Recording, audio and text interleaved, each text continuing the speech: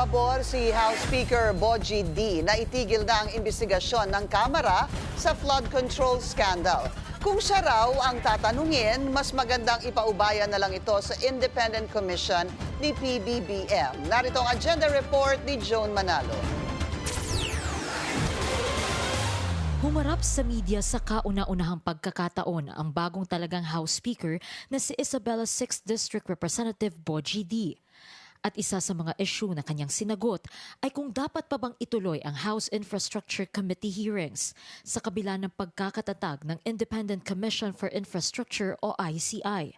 Kung ako lamang ang masusunod, yung Infracom, kailangan lahat na ng report at kung ano nangyari dun sa Infracom, kailangan i-submit na namin sa ICI. Ani D, mas makabubuti raw kung ipasa na ang investigasyon sa ICI. Total, hindi naman pinaniniwalaan ng ating karamihan ng ating mga kababayan kung ano nangyayari dito sa Infracom.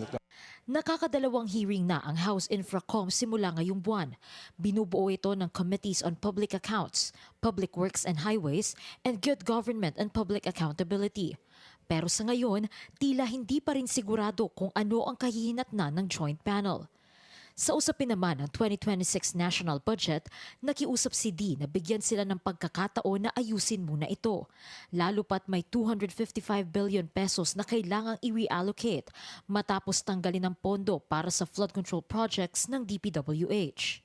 Pinaglalaanan natin ang oras ngayon na to make sure na transparent at ang ating pinapapasang proposed budget for 2026. Katunayan yan na ngayon ay meron tayong ginagawang budget amendment and revision sa subcommittee na kung saan marami mga member ng House tinatalakay at binubusisi ang proposed budget for next year.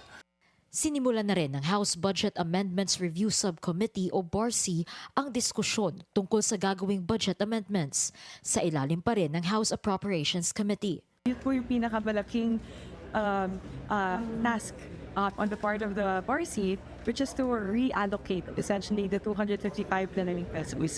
Again, this is unprecedented. It has never happened in the history of Congress that we had to reallocate such a big amount. Sinisiguro ni Swansing na makikita raw ng publiko line per line kung saan ilalaan ng komite ang 255 billion pesos na pondo. Bukas sisimulan ng Kamara ang kanilang plenary debate sa 2026 national budget kung saan dadaan sa mga miyembro nito ang mga rekomendasyon ng BARC ngayong araw. Para sa agenda, Joan Manalo, Billionario News Channel.